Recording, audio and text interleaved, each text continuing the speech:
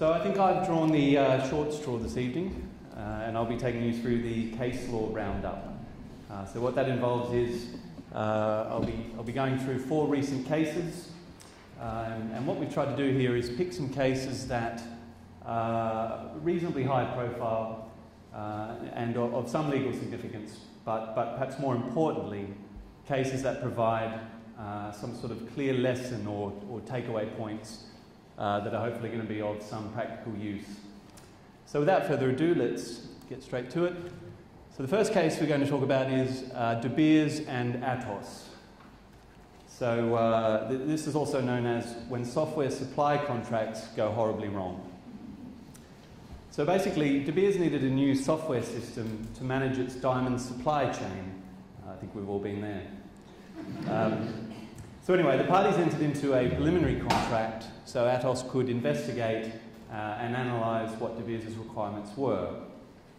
After this, the parties then signed a full fixed price contract for the supply of the system. Long story short, it turned out that the project was actually far more involved and complex than the parties had originally anticipated. I'm sure some of us have actually been in that situation. And Atos fell significantly behind schedule.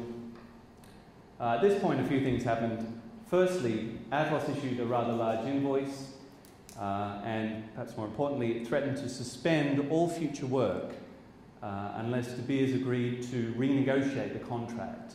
And that renegotiation critically involved around about a £4 million price hike. Obviously, De Beers wasn't overly happy with this, refused to pay, and refused to renegotiate, and subsequently the project shut down and ultimately came before the court. So this is an interesting situation. Technically, both sides are in breach of the contract. De Beers for not paying its invoice, Atos for suspending the services, not carrying out its obligations. And so ultimately the court looks at this and finds that although both parties have in fact contributed to the ultimate delay, at the end of the day it sides with De Beers. And the reason for this is it finds that most of the delay resulted from changes to the depth, if you like, of the scope. In other words, there was increased scale or complexity to the project. And so despite the initial investigation and analysis that they did, unfortunately the contract didn't set out in any detail the system requirements or design requirements rather. Instead it just set out very high level requirements. And because they'd agreed a fixed price to deliver the system, Atos had no real room to move. So what are the lessons here? Well, the first one, and it's an obvious one, take care when defining your specification or project plan. Our advice to clients in this situation is always include as much detail as you possibly can. Secondly, consider, where appropriate, flexible pricing models. For example, combining a fixed price model with a time and materials rate. In this case, that would have obviously given Atos a little bit more flexibility to perform, for example, when the implementation was more complex than initially anticipated. Make sure that there's a very clear change control process in the contract. That's the part of the contract that sets out the procedure whereby the parties can agree what changes need to be made to the services. And the last point is a cautionary note to be very careful when exercising certain contractual rights, in this case the suspension of the services.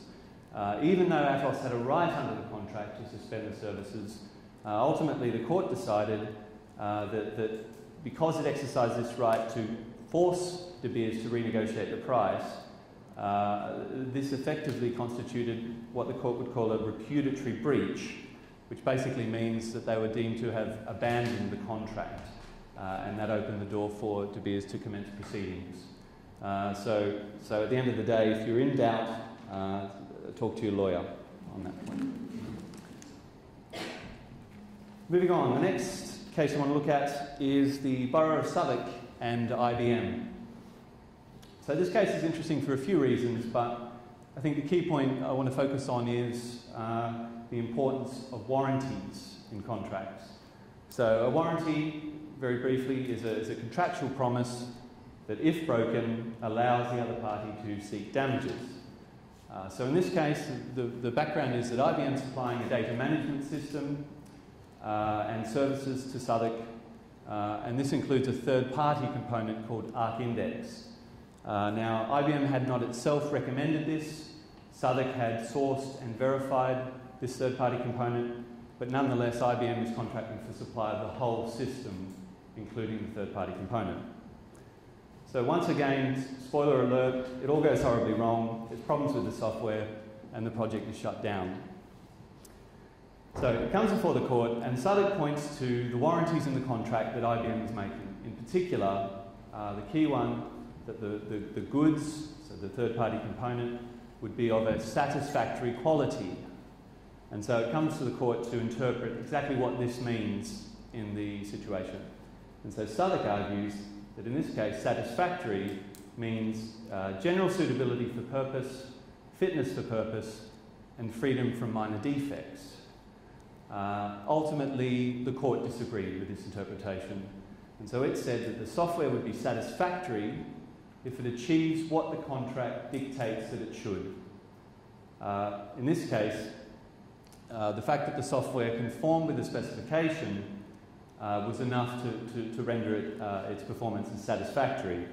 And importantly, nowhere in the contract did it state that the software would meet any of Southwark's specific or listed purposes.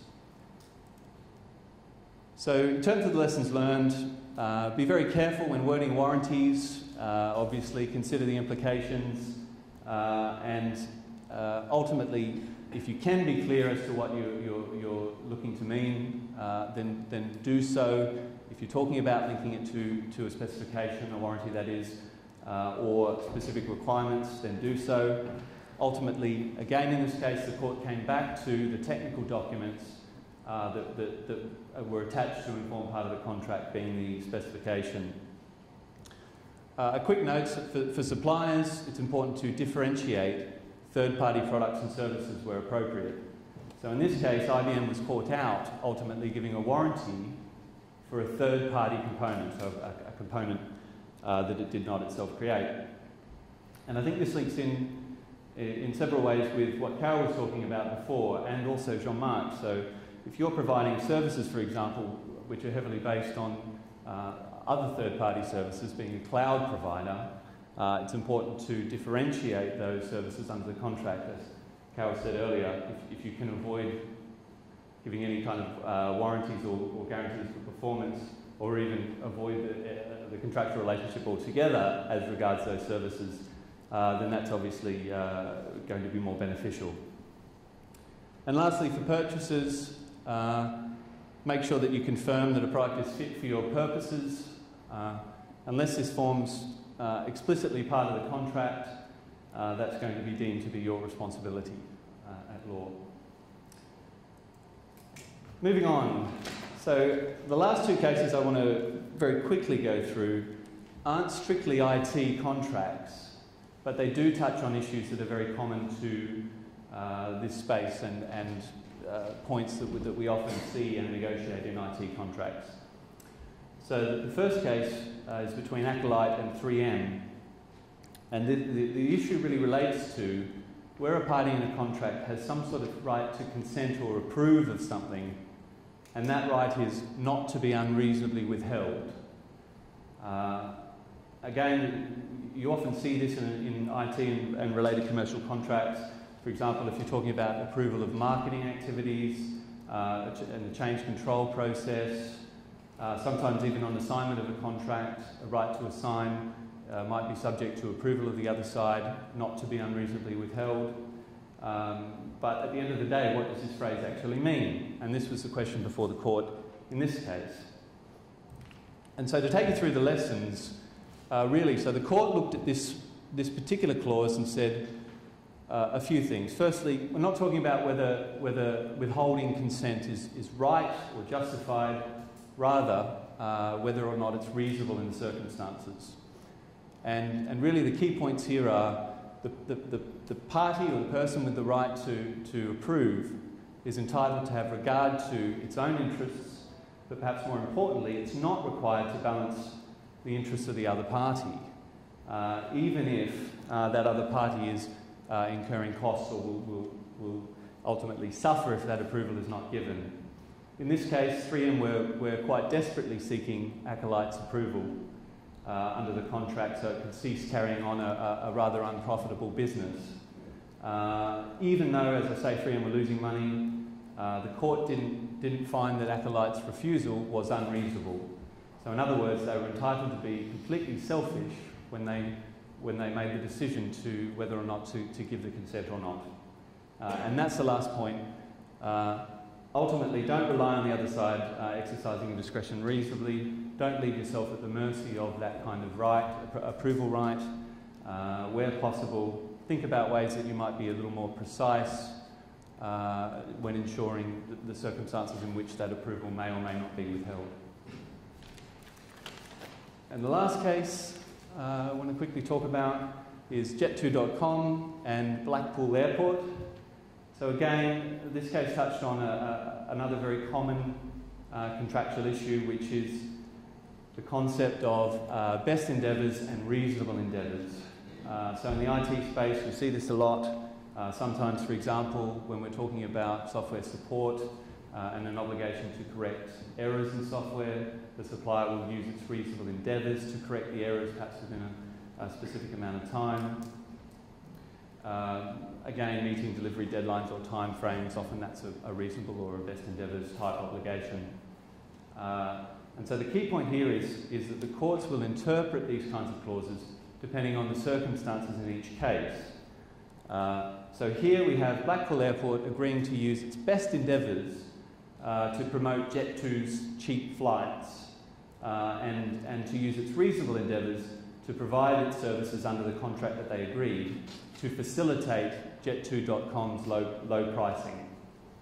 And so the case turned on whether or not these obligations specifically oblige the airport to do certain things such as to stay open early and late to allow these cheap flights to occur. And so basically, if we look at the lessons learned, again this sort of follows the reasoning and the decision of the court in this case. And the first point is that these types of obligations, these types of clauses, have to be sufficiently clear to be enforceable. So in other words, you need to be able to attach a specific obligation to a specific meaning, and if they're too vague, potentially the court's not going to be able to enforce the obligation. The general rule of thumb, which I've set out in these two next bullet points here, is that a best endeavours obligation obliges you to take all steps in your power to achieve a result, even if it requires expenditure by you to achieve that result. Whereas a reasonable endeavours obligation is more about balancing that obligation against your own commercial considerations, and importantly, a reasonable endeavours obligation, again, the rule of thumb being, does not oblige you to sacrifice your own commercial interests in meeting that obligation. So in this case, ultimately, even though it was uneconomic for Blackpool Airport to remain open for these longer hours, because it had agreed to use its best endeavours to assist Jet2.com to promote and facilitate its cheap flights, ultimately it was held to be in breach when it refused to stay open. The last takeaway point is, where possible, sometimes it pays to actually just be specific as to what you mean. So rather than saying use best endeavours to assist Jet2.com, the parties might have been much better off had they agreed specifically what Blackpool Airport was obliged to do, whether it be opening hours or other sorts of promotional activities. That way you're not at the mercy of some sort of interpretation that's going to be made by the court if things go wrong. And that is it.